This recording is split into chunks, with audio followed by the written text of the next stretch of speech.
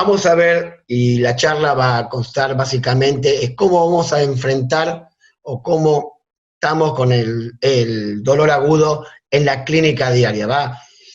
Obviamente vamos a hablar de lo quirúrgico porque el quirúrgico es el que más estamos acostumbrados, pero también hay dolor agudo no quirúrgico que es importante de que estemos trabajando ese dolor. Vamos a ver, sí.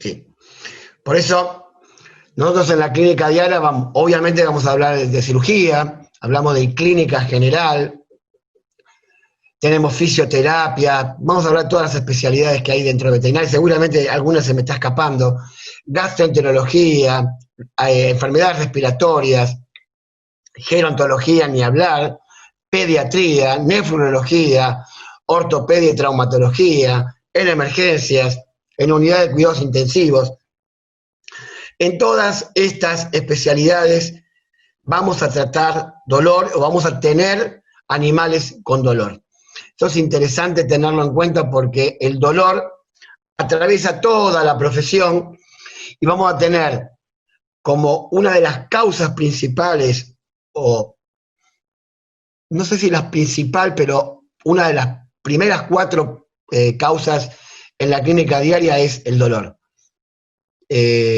Vamos a empezar a desandar un poco el tema de cómo lo vamos a ver, qué tenemos que tener en cuenta, cómo lo vamos a diagnosticar, pero que el dolor existe en la profesión veterinaria, existe, y va más allá de lo que es clínica quirúrgica. Formación. Yo creo que hay muy poca formación, casi nula de formación de grado, por lo menos cuando yo salía. Es más, no darle analgésicos a los animales para que se mejoren rápidamente de una cirugía, por ejemplo, pero a medida que fue pasando los años, allá quedan mis horas de estudiante, pero en la actualidad hay formación en algunas universidades sobre el tema dolor. La idea es tratar de que todo el tiempo estemos manejando este tema, porque va de la mano, como vimos anteriormente, de muchas especialidades. Y la formación de posgrado, en general, yo cuando empecé a trabajar el tema del dolor, básicamente me han formado médicos. Me han formado médicos y les agradezco enormemente el haberme formado. Pertenezco a asociaciones médicas de dolor y créanme decirles que es interesante el trabajo que se hacen los médicos y que pueden pasar a los veterinarios, y todo lo que usan en medicina humana puede extrapolarse, obviamente dependiendo de la circunstancia, a la medicina veterinaria. Trabajamos con fisiatras el tema del dolor, trabajamos con acupunturistas, obviamente que hay especialidades, hay fisiatría o kinesiología en medicina veterinaria, está el tema de la acupuntura también en medicina veterinaria. Los enfermeros, tanto los enfermeros médicos como los enfermeros veterinarios, ayudan muchísimo y son los que en realidad en medicina humana en los hospitales están constantemente con los pacientes. Entonces, se forman ellos, forman a los demás, y hemos sacado, por lo menos yo, he sacado muchísima información de cómo es el manejo, principalmente de los manejos de goteos y de analgesia a largo plazo en un animal no, en una persona internada. Obviamente, también tenemos el tema de los laboratoristas. ¿A qué voy? A aprender a trabajar en equipo. Hay algo que pasa mucho en medicina veterinaria y que es la falta de trabajo en equipo. No sé si son por celos, por envidias o lo que sea, pero normalmente no sabemos trabajar en equipo. Y yo no sé por qué pasa esto, pero deberíamos aprender, vamos a ver por qué todo esto, a trabajar en equipo en medicina veterinaria. Tanto el equipo dentro de la clínica como con equipos por fuera de la clínica, en donde estamos trabajando habitualmente. Voy a dar una definición de lo que es el dolor, básicamente el dolor y el dolor en general, dado por la Asociación Madre, que es la IASP, y que habla que el dolor es una experiencia sensorial y emocional desagradable asociada con lesión presente o potencial o descrita en términos de la misma. Primero, vamos a desmenuzar un poco la definición. La definición habla de una experiencia, una emoción y una lesión. Con esto que quiero decir, que el dolor es algo único, individual e irrepetible. A un animal, o en este caso a las personas, no va a experimentar la misma sensación o la misma respuesta ante los mismos estímulos seguidos. Por ejemplo, tenemos una persona que pone la mano en una mesa y nosotros damos un martillazo sabiendo qué presión y qué fuerza hacemos en esa mano. Si dentro de un mes o 2 meses o un año volvemos a poner la mano de esa misma persona y le hacemos el mismo estímulo, la respuesta no va a ser la misma. Por eso se dice que es experiencia, sensación y emoción.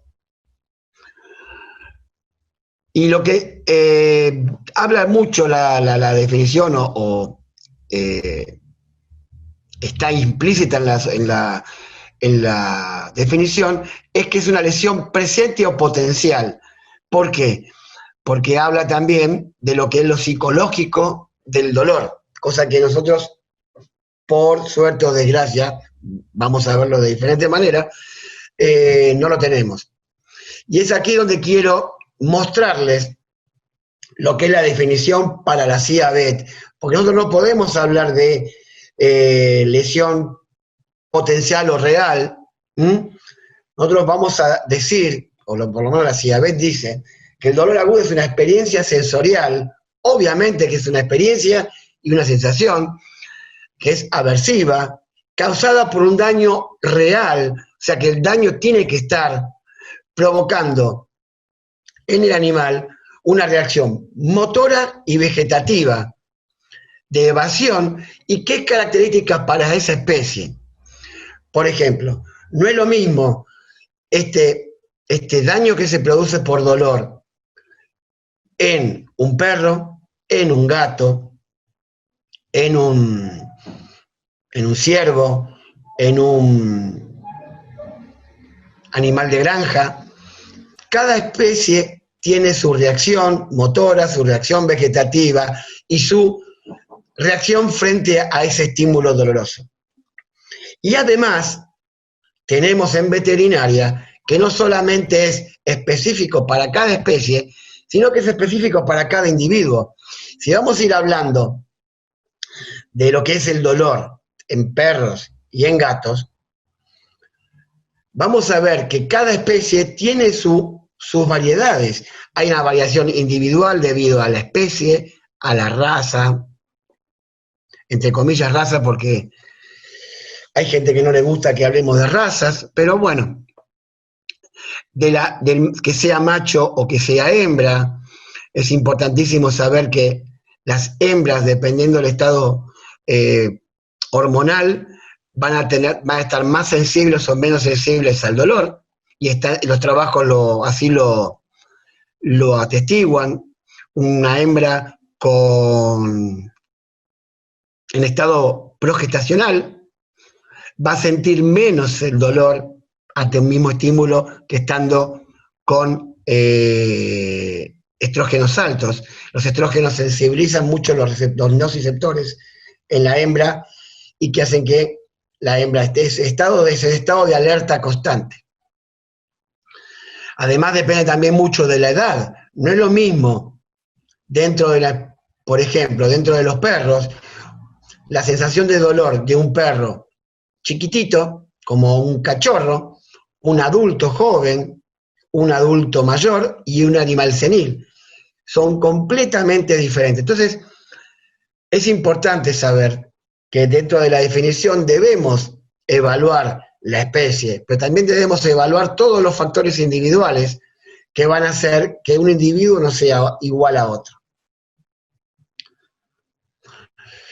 Voy a dar una clasificación de lo que es, de las clasificaciones de dolor. Como toda clasificación es algo bastante arbitrario, porque lo podemos clasificar de 1000 maneras diferentes. Eso lleva a que cada persona, seguramente de los que estemos acá escuchando, tendremos nuestra definición o nuestra clasificación en forma individual. Yo los clasifico de esta manera. Obviamente que, como digo, hay muchísimas maneras de clasificarlo. Por la evolución, puede ser crónico o agudo. Obviamente que vamos a ir viendo uno por uno. Según el tipo, por ejemplo, el dolor agudo puede ser somático o visceral, dependiendo que esté afectado. Y puede ser somático y visceral, las dos cosas. Según la intensidad, que yo dije que podía ser cambiante dependiendo del tipo de estímulo, y más que del estímulo, depende mucho del individuo la intensidad de dolor. Y la intensidad puede ser leve, moderada, grave e insoportable. Por ejemplo, muchas veces pasa, no voy a hablar de razas porque no viene al caso, pero nosotros tenemos un animal, como yo les digo, las porquerías chiquititas, que son todos los animales braquicefálicos chiquitos y todos esos falderos. Reaccionan de diferente manera que un animal mediano y que un animal gigante. Por eso, capaz que un dolor que es moderado para un perro de 20 kilos, es capaz que es grave por el tipo de reacción que tiene el animal en un animal de talla chiquita. Estamos hablando de talla chiquita de menos de 10 kilos. Y a su vez, el dolor en general, el agudo, es más bien inflamatorio, pero puede ser inflamatorio y no inflamatorio. Ahora, una pregunta que quería hacerles a los colegas es, ¿qué mayor presentación tienen en cuanto a dolor en la clínica diaria? ¿Tienen más perros, más gatos? ¿Es pareja la cosa? Entonces, me gustaría saber qué presentación, porque yo sé que hay colegas que trabajan muchísimo más en gatos, trabajan muchísimo más en perros, pero en general, por ahora, seguramente vamos a tener más perros que gatos en la actualidad. Seguramente que con el tiempo se puede llegar a revertir todo esto, pero por lo que estoy viendo acá, hay mucho más perro que gato. Yo no sé si es que hay más perros, mayor presentación de dolor en perros que en gatos, porque es más fácil, muchas veces es más fácil poder diagnosticar un cuadro doloroso en perros que en gato. El gato es mucho, como decimos, o como digo yo a veces, es escondedor de signos, porque es un animal que tiene que huir, es un animal que no tiene que demostrar debilidad. Entonces hay que entrenarse para poder trabajar el tema del dolor en gato. Bueno, ya veo que votaron y 84% de perro con respecto al gato. Y eso es lo que está pasando, lo que viene pasando hasta ahora. Entonces es importante poder, seguramente se les escapa algunos signos o algunos signos, signología clínica de dolor en animales que parecen que no, que están bien y que tienen dolor habitualmente. Entonces, no va a cambiar muchísimo más estos números, pero es lo que yo tenía pensado y que vamos a tener que empezar a cambiar un poco la metodología de trabajo como para poder diagnosticar más. Seguramente esto es como algo que buscamos. Cuando no sabemos qué buscamos, seguramente no lo encontramos, pero cuando estamos buscando el signo dolor, seguramente lo vamos a encontrar y mucho más fácil que de lo que uno espera. Pues hay que entrenarse constantemente en lo que es dolor. Muchas gracias.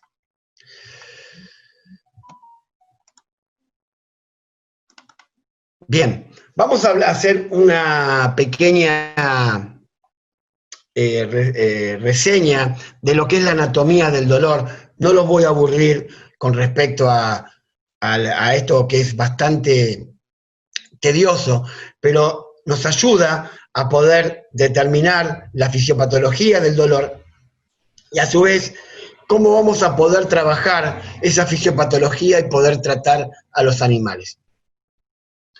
Sabemos que dentro de la anatomía los componentes que van a constituir el proceso de dolor hay receptores, hay fibras nerviosas, está la médula espinal clave en el proceso doloroso, hay centros nerviosos superiores y a que llamamos esto sistema nervioso central es a la corteza cerebral, donde va a terminar toda la información que llega desde el lugar donde se produce el dolor. Vamos a empezar a hablar de lo que son los nociceptores. Son terminaciones nerviosas que van a detectar tanto las sensaciones de dolor por diferentes mecanismos y que van a transmitir esa sensación de dolor a otras áreas del sistema nervioso central y del sistema nervioso periférico también. Dentro de lo que es nociceptores, vamos a ver que en el sistema nervioso vamos a encontrar nociceptores cutáneos, nociceptores en los músculos esqueléticos y nociceptores viscerales. Son estos, cuando un animal se corta, los cutáneos, los músculos esqueléticos, cuando hay un trauma o cuando hacemos alguna cirugía. Y los viscerales, vamos a ver después vamos a encontrarlos en las serosas, en la mucosa, en los mesos, todos estos receptores o nociceptores que van a determinar en última instancia los que van a empezar el proceso doloroso. Las fibras nerviosas, que hay de dos tipos, unas fibras nerviosas mielínicas, que son de acción más rápida y que ante un mínimo estímulo empiezan a enviar el estímulo doloroso hacia centros superiores, y unas fibras nerviosas de tipo C, que son amielínicas, donde la transmisión nerviosa es más lenta y que actúan ante estímulos un poco más altos, o un umbral más alto de dolor. Y, como dije anteriormente, están el asta dorsal de la médula espinal, lo que parece una mariposa y la sustancia gris de la médula espinal, en donde hay diferentes láminas y que esas láminas están interconectadas, que dependiendo el tipo de estímulo que tiene el animal, que presenta el animal, ese estímulo que puede ser térmico, mecánico o físico, va a determinar que actúen unas láminas o actúen otras. También hay láminas que no son solamente de sensaciones, sino también motoras. Pero las láminas superiores, que son de la 1 a la 5, 6 más o menos, son las láminas de sensaciones, sensitivas. La asta dorsal de la médula espinal es la que se encarga de lo que es sensitivo. Tienen conexiones entre sí, y esas conexiones entre sí, dependiendo, como dijimos anteriormente, va a ser que en el epéndimo, que es el centro de lo que es la sustancia gris, llegue la información modulada o no hacia esa lámina 10, que es la que integra toda esa información y la va a llevar a centros superiores. Esos centros superiores van a llegar a través de, no me quiero meter mucho, pero es solamente nombrarlo, el tracto espinotalámico, como su nombre lo dice, va desde la médula espinal hacia el tálamo. Tálamo algo es una estructura muy, muy chica que está ubicada entre los hemisferios cerebrales y que hace que en medicina humana haya una especialidad que se llama dolor talámico o dolor total. Es tremendo, está muy bien estudiado en medicina humana y es algo que es muy estudiado, y hay casos, muchas veces cuando estas personas tienen este tipo de dolor, que obviamente tienen un montón de orígenes, estas personas necesitan psiquiatría, porque tienden muchas personas tienden al suicidio. El tálamo es una estructura, como dije, diencefálica, que está entre medio de los hemisferios cerebrales, y que es la que acumula toda la información que llega desde la médula espinal y que integra tanto lo sensitivo como lo motor. Y es la que nos da la vigilia en casos de estrés también, el tálamo. Es un centro de control motor y sensorial, que es interesante, que a su vez tiene como 7 lóbulos que también están interconectados, que dependiendo del tipo de estímulo que llega, es el centro que va a actuar y va a llevar la información al sistema nervioso central. En realidad, al cerebro, no al sistema nervioso central. Y esa información que va del tálamo llega a diferentes estructuras de la corteza cerebral. Es un dibujo donde se muestran más de 40 centros que fueron estudiados hace mucho tiempo histológicamente y que generalmente están en el área prefrontal, temporal y occipital, que van a determinar, dependiendo del tipo de información que le llegue, qué área es la que va a actuar dentro de la corteza cerebral. Bien. Así un breve repaso de lo que es la anatomía, porque vamos a ver más adelante que es algo bastante complejo para poder tratarlo. Entonces, mínimamente saber qué estructuras son las que están adecuadamente trabajando en forma sincrónica a lo largo del proceso doloroso. Sabemos entonces que ese estímulo que puede ser químico, físico, térmico, el que sea, va a producir daño tisular. Ese daño tisular es captado por los nociceptores. Esto hasta ahora es lo que venimos diciendo. Esos nociceptores, que son los receptores, deberían llevar la información a la médula y lo hacen a través de las fibras A delta y C. ¿Por qué tienen que pasar a través de las fibras? Porque el único idioma que entiende el sistema nervioso es por potenciales de acción, es eléctrico. Y la nocicepción, o sea, ahora vamos a ver lo que pasa, lo que captan los nociceptores, van a ser, esa información tiene que transformarla, el idioma químico y físico, en algo eléctrico. Por eso tienen que actuar las fibras A delta y las fibras C. Esa información es llevada a la sustancia gris del asta dorsal de la médula espinal. Y es ahí donde se cocina, por decirlo de alguna manera, todo el cuadro doloroso. Nosotros estamos hablando así, medio que pasa esto, que pasa lo otro. Ustedes saben la velocidad con que se produce todo esto. Lo bueno es que podemos empezar a trabajar de diferentes maneras como para poder explicarlo. Llega a la sustancia gris de la médula espinal, de ahí a través del tálamo, del tracto espinotalámico, llega al tálamo, que hay 2 porciones del tracto espinotalámico, una neoespinotalámico, que actúa más lentamente, y un palio espinotalámico, que actúa mucho más rápido. No me quiero seguir metiendo más en profundidad porque si no vamos a empezar a confundir a la gente. Y llegan al tálamo. Ahí, mediante la interconexión neuronal, va a llevar la información a la corteza cerebral. Y es aquí donde se termina de trabajar el proceso doloroso, que va a determinar qué tipo de información tiene que llevar de regreso esa corteza cerebral. Y que seguramente, en base a al estímulo que tenga, van a haber cambios fisiológicos y de comportamiento que hacen que el animal presente el cuadro doloroso. A la primera parte del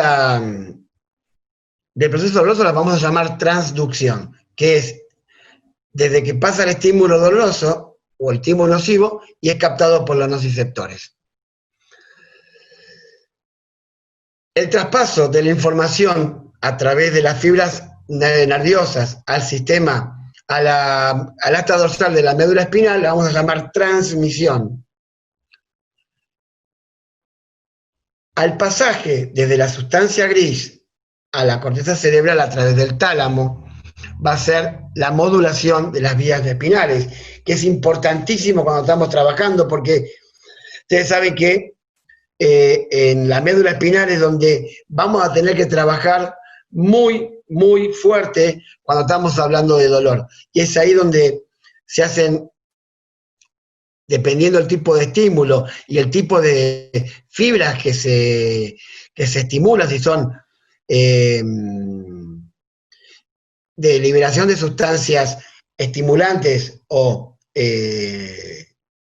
opioides, es que va a estar más modulado hacia la amplificación del dolor o hacia la modulación negativa del dolor. Y cuando llega la información a la corteza cerebral, vamos a hablar de lo que se llama percepción. Y es ahí donde el proceso doloroso se hace visible clínicamente. Como vemos, vamos a desmenuzar este cuadro que estuvimos viendo hasta ahora. Sabemos que viene el estímulo doloroso, hay ruptura de células sanguíneas, hay atracción de células y de sustancias a ese proceso de estímulo, en la cual se produce una inflamación tremenda. Están todas las células de la inflamación en ese proceso. Esto van a atraer sustancias, esas sustancias de la inflamación se rompen, células sanguíneas que se rompen, y empiezan a liberarse sustancias, tanto sanguíneas como, dije, de las sustancias nerviosas, que hacen que actúen sobre las terminaciones simpáticas de la zona y produzcan esta sopa sensibilizante o sensibilización periférica. Esas sustancias que se liberan, que son quininas, leucotrienos, prostaglandinas, sustancia P, bradykinin, histamina, norepinefrina, protones, potasio, hay un montón de sustancias que se liberan, pero las más importantes que se liberan son la sustancia P, las prostaglandinas y leucotrienos, dos sustancias muy importantes en el proceso inflamatorio, son las que se activan a través de la ciclooxigenasa. Entonces van a ser interesantes poder trabajar el proceso inflamatorio desde un primer momento. Interesante poder trabajar ese proceso inflamatorio, que es lo primero que se produce cuando este estímulo doloroso está jugando una mala pasada. Entonces, a partir de esa sensibilización periférica, van a empezar a actuar las fibras que dijimos anteriormente y van a llevar la información a la sustancia, al asta dorsal de la médula espinal, a la sustancia gris. Y que dijimos que a través de las fibras espinotalámicas llegan al tálamo, al sistema activador reticular ascendente, al hipotálamo, sistema límbico, y por fin llega la información a la corteza cerebral. Y ahí en la corteza cerebral hay procesos emocionales, cognitivos, que llevan a los diferentes tipos de reacciones, tanto fisiológicas como de comportamiento. Ahora bien, normalmente, si ese estímulo constantemente llega a la corteza cerebral y a centros superiores, ese estímulo constante sobre el sistema nervioso central va a dar el llamado o la llamada sensibilización central, que en el caso del dolor agudo es lo que tenemos que evitar o tratar de evitar. Evitar que el animal se sensibilice a nivel del sistema nervioso central. Y cuando hablamos del sistema nervioso central, hablamos de médula espinal y de corteza. Había hablado yo anteriormente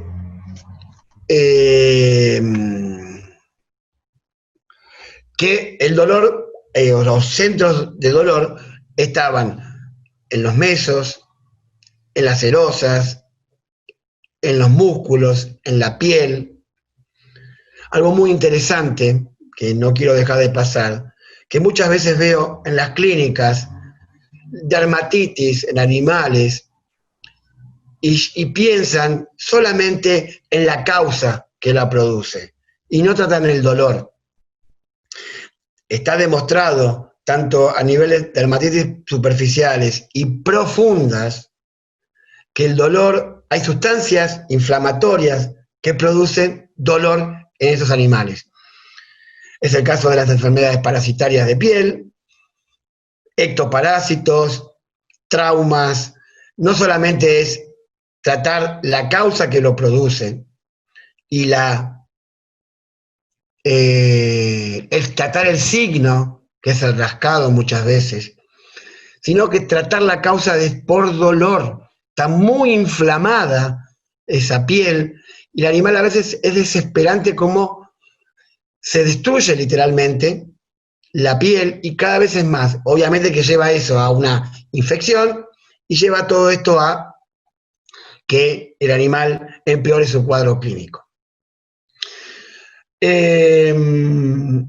No quería dejar pasar este tema de las dermatitis, que es algo súper común y que no es tratado adecuadamente, porque se piensa muchas veces en el diagnóstico de lo que la causa que lo produce, y se trata el rascado, el prurito, la causa la consecuencia de esa causa, pero no el dolor.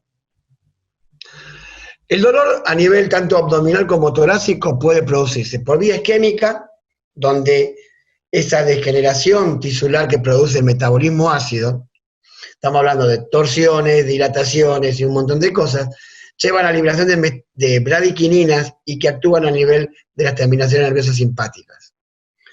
A nivel de fibras también pueden actuar sustancias químicas, por ejemplo, pancreatitis, por ejemplo, piómetras, sustancias químicas como por ejemplo también las colectas a nivel de la pleura, espasmos viscerales que por acción mecánica también actúan sobre las terminaciones nerviosas, y por distensión. Todas estas causas pueden actuar en forma conjunta, pueden actuar en forma conjunta y muchas veces están las cuatro presentes. A nivel torácico, no solamente la parte visceral, sino también a nivel de las costillas. Obviamente que siempre pensamos en algo en la clínica, porque siempre pensamos que una fractura o algo similar muy evidente produce dolor, pero la dermatitis también produce dolor y muy fuerte, y otras causas que a veces pasan desapercibidas y que también produce dolor, y a veces el animal no come no por la fractura o por otra cosa. No sé si pasa que muchas veces la gente piensa que, por ejemplo, un animal atropellado, la única causa de dolor no es la fractura. La fractura es lo que menos tiene muchas veces, y el dolor es por un coágulo que tiene en el vaso, por ruptura de víscera y la misma química por la perforación de la víscera lleva a dolor abdominal por sustancia química. Entonces, colegas, lo más importante en lo que es el dolor es tratar pacientes con dolor. Nosotros tenemos que deberemos en la clínica diaria tratar pacientes con dolor. ¿Por qué? Porque tenemos un paciente o 5 pacientes con la misma patología y no lo vamos a tratar de la misma manera. Como dijimos anteriormente, el dolor, ¿qué es? Algo único, irrepetible e individual. Entonces nosotros tratamos pacientes con dolor, no tratamos patologías dolorosas. Y es ahí donde veníamos fallando hace muchos años, que decíamos, ¿qué tengo? Una pancreatitis. Bueno, pancreatitis, dale esto, esto y esto. No es así. Porque va a depender del estado fisiológico del animal, va a depender de la especie, va a depender de la edad y de muchas causas, causas individuales o inherentes a ese paciente. Entonces, a partir de ahora, tratemos de tratar a pacientes con dolor. No tratamos el dolor, tratamos pacientes con dolor.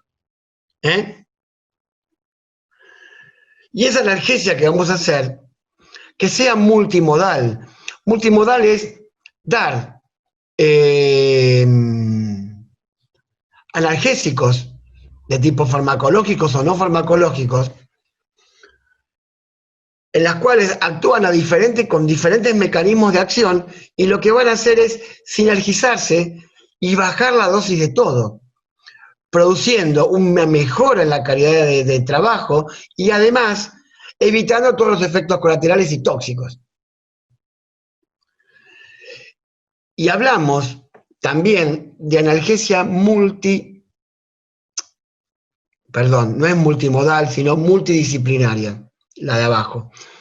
Lo que yo le decía anteriormente de lo que es el trabajo en equipo. Es fundamental el trabajo en equipo.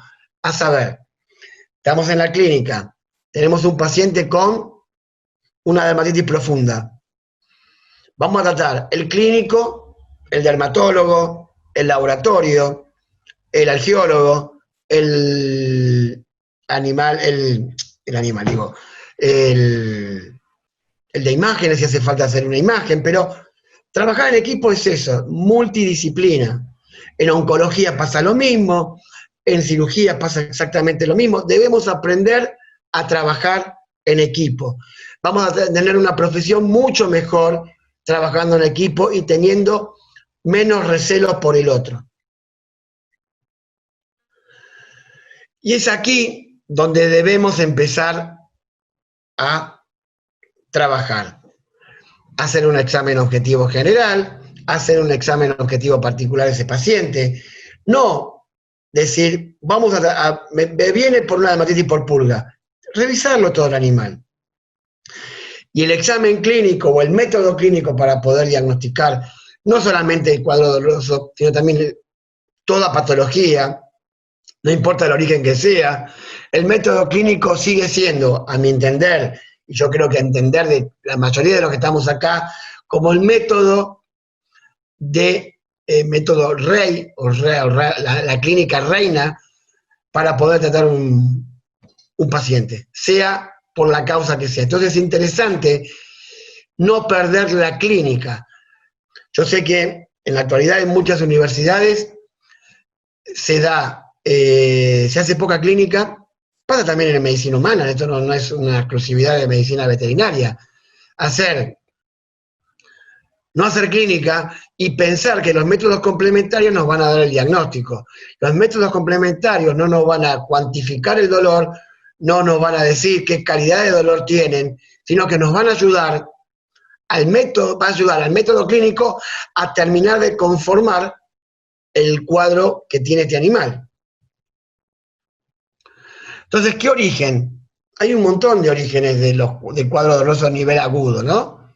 Enfermedades parasitarias externas e internas, cuerpos extraños, de cualquier tipo. He encontrado cuerpos extraños de la más variada forma, tamaño, tienen una pequeña habilidad, principalmente los gatos, en los cuerpos extraños lineales y en los metálicos. No sé por qué, pero les atrae eso, y he llegado a tener cuerpos extraños también, tanto a nivel abdominal como a nivel torácico. Y el último complicado que tuve fue un hueso, que no sé cómo hizo para tragarlo, porque sinceramente yo no sé muchas veces cómo hacen para tragar semejante cuerpo extraño de estos animales, y se trabó en el esófago torácico al final del esófago. Entonces, hubo que hacer una toracotomía con todo lo que lleva por un hueso. También tenemos muchas enfermedades inflamatorias, y como dijimos que la mayoría de los dolores agudos son en su base inflamatorias, estamos hablando de inflamatorias a enteritis, gastritis, gastroenteritis, cistitis, pancreatitis, todas patologías que muchas veces no son quirúrgicas. Una gastroenteritis, que a veces se combinan con las enfermedades parasitarias, una gastroenteritis por parásitos, o una gastroenteritis por un problema de alimentación, lleva dolor, postdistensión, como vimos anteriormente. Obstrucciones ni hablar, perforaciones también podemos llegar a encontrar en un cuadro agudo, y siempre hablando de patologías que son médicas y que se pueden transformar con el tiempo en quirúrgicas. Colectas, quemaduras a nivel de la cabeza, quemaduras a nivel del tórax, quemaduras a nivel de los miembros. He tenido, creo, para mí los dos peores casos yo tuve en medicina veterinaria fueron 2 animales quemados.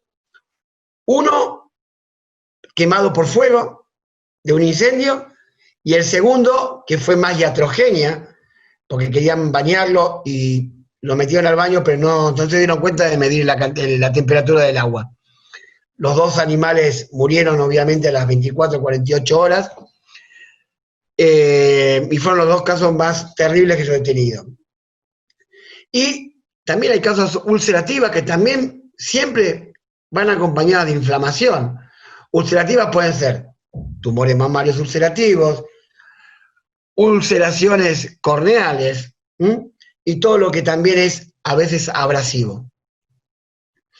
Pero como dije anteriormente, todo cuadro agudo tiene como condición casi sine qua non tener un componente inflamatorio. Siempre un componente inflamatorio, que habíamos dicho que se liberan prostaglandinas, leucotrienos, todo típico de la cascada del ácido araquidónico. Ahora, lo importante no es solamente hacer un cuadro clínico correcto, poder hacer un examen clínico correcto, sino valorar ese dolor, a ver en cuánto duele esa patología que tiene. Entonces, el sistema de valoración debe garantizar una evaluación correcta y un tratamiento. Debe ser complemento, como yo les digo, del examen físico. El examen físico es condición sine qua non para poder diagnosticarlo. Todos los métodos de valoración tienen sus límites, obviamente. Aparte, independientemente de la escala que utilicemos para valorarlo, debe tratarse al animal en forma individual. Tratar pacientes con dolor y no patologías dolorosas. Y que ese tratamiento se refleje en una disminución del puntaje que le vamos a dar.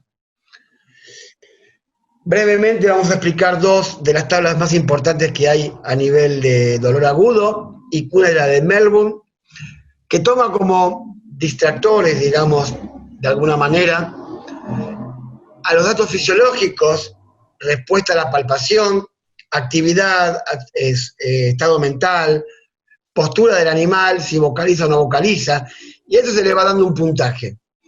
Si ese puntaje tiene menos de 7, el animal está sin dolor. Ahora, si valoramos ese dolor y tiene más de 7 puntos, estamos hablando de un animal con dolor y debemos trabajarlo en forma inmediata.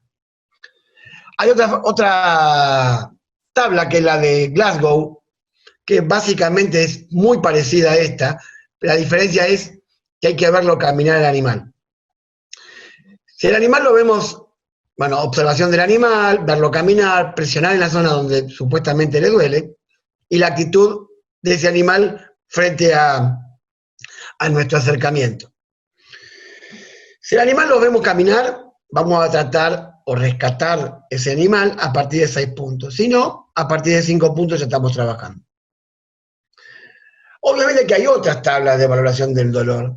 Por ejemplo, una específica de gato, que es la escala de la Universidad de Botucatu, que está validada en 3 idiomas, aparte está validada, está en portugués, en español y en inglés. Muy interesante y muy importante a la hora de trabajar el dolor agudo, y más el dolor agudo postquirúrgico. La Universidad de Colorado State también tiene una tabla de valoración tanto para perros como para gatos. La Universidad de Zaragoza lo mismo. Y hay una escala de Glasgow abreviada. Y ahí les puse la escala de expresión facial en el gato, que en base a la expresión facial del animal, vamos a determinar qué tipo o qué grado de dolor tiene ese animal. Algo muy interesante es hablar de la tabla de valoración de la escala analgésica dado por la Organización Mundial de la Salud.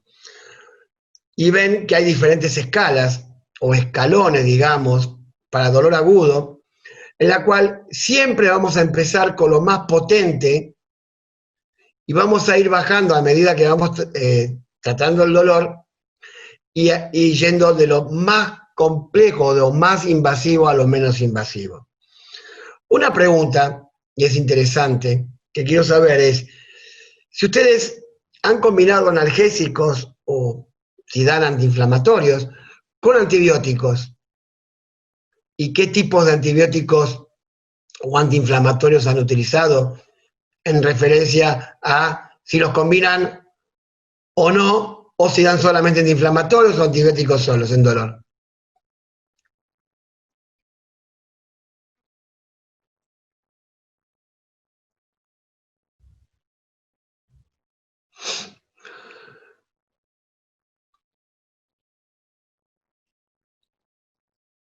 Bien, está ganando la combinación. Es interesante y muchas veces no solamente hay inflamación en el cuadro, sino hay infección. Por ejemplo, piómetras, colectas en intestino, colectas intestinales dentro del abdomen, colectas por perforación de víscera, que puede ser estomacal, puede ser vejiga. Bien, bien. Estamos ahí en sincronía. Hay que combinar antibióticos con antiinflamatorios muchas veces en el tratamiento y otros analgésicos para poder trabajar el dolor. Es interesante poder hacerlo. Entonces, siempre que vamos a tratar el dolor, vamos a tratar de respetar la escala, que obviamente va a cambiar en cualquier momento, la escala analgésica de la Organización Mundial de la Salud, que pueden ser bloqueos, pueden ser opioides, antiinflamatorios, anestésicos generales, antibióticos, y a medida que vamos pasando los días, lo último que hay que sacar son los antiinflamatorios.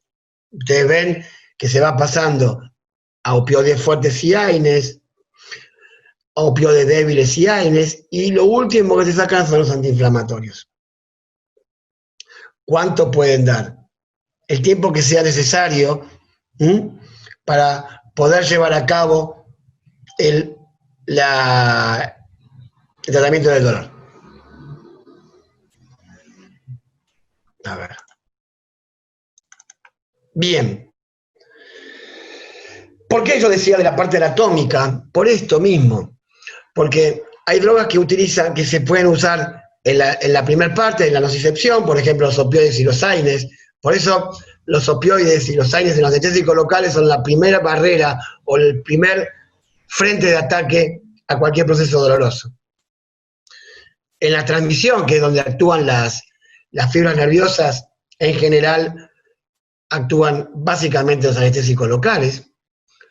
Y en la médula es donde más actúan una variedad enorme, enorme de receptores hay a nivel medular, que son los que tenemos que ir modulando a lo largo del proceso doloroso.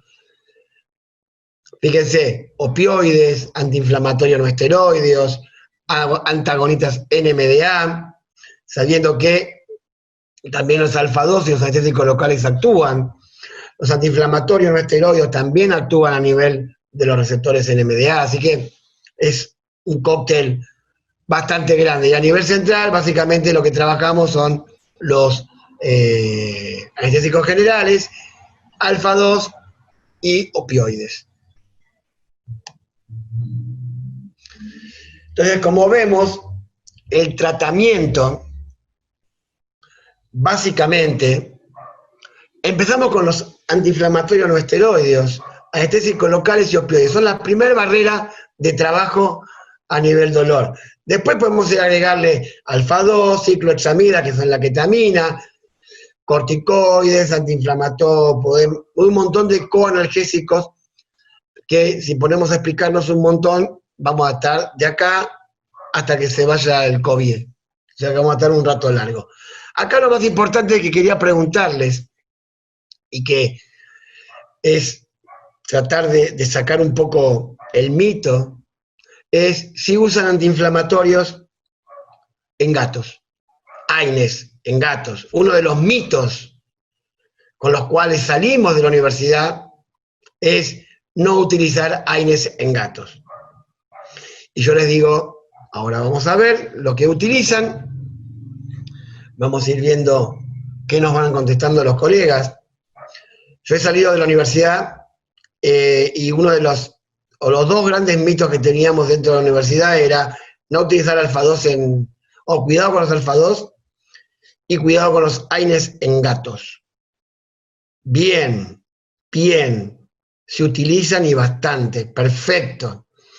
Es algo que yo utilizo habitualmente y uso muchísimo, pero muchísimo antiinflamatorios en felinos.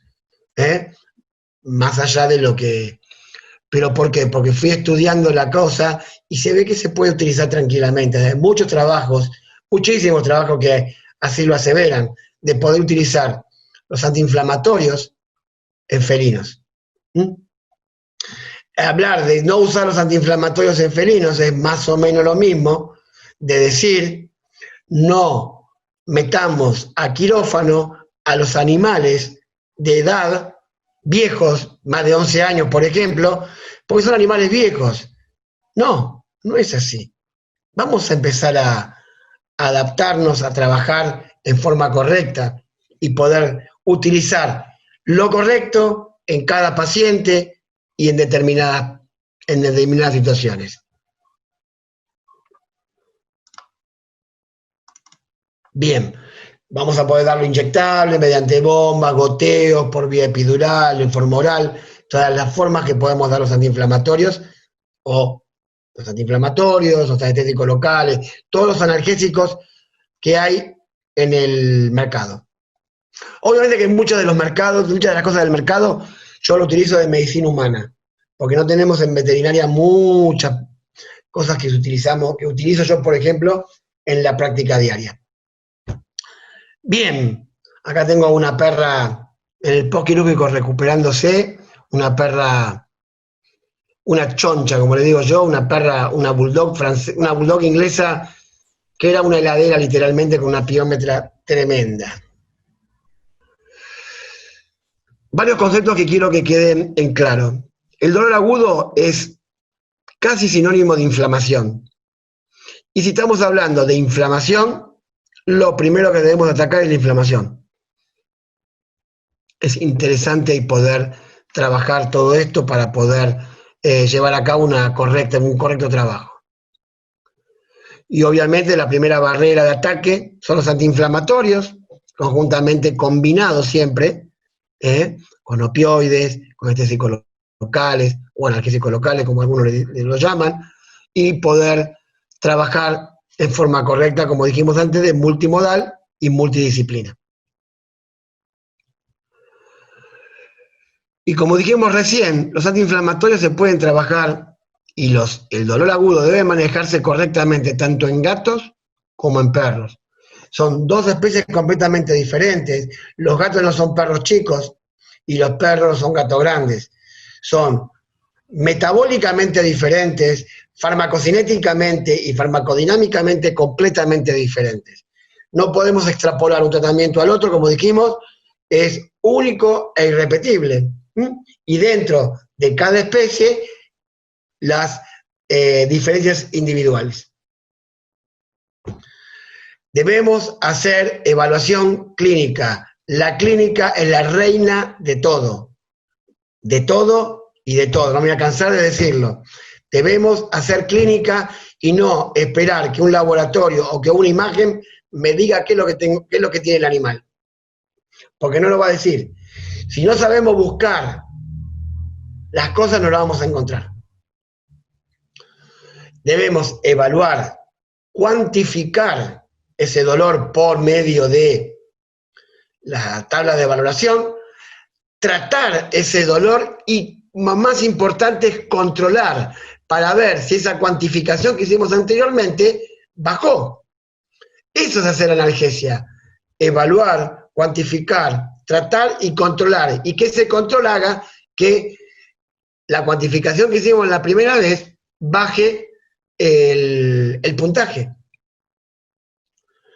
Y algo muy importante, si ese animal va a estar un tiempo con tratamiento de dolor, deberíamos hacer controles sanguíneos. Porque seguramente debemos adaptar los tratamientos a su metabolismo. Y como siempre digo, trabajar el dolor desde la multimodalidad y desde la multidisciplina. La multimodalidad habíamos dicho que era aquel tratamiento del dolor en forma, atacando diferentes receptores y que se van haciendo sinergizando lo que vamos dándole al animal.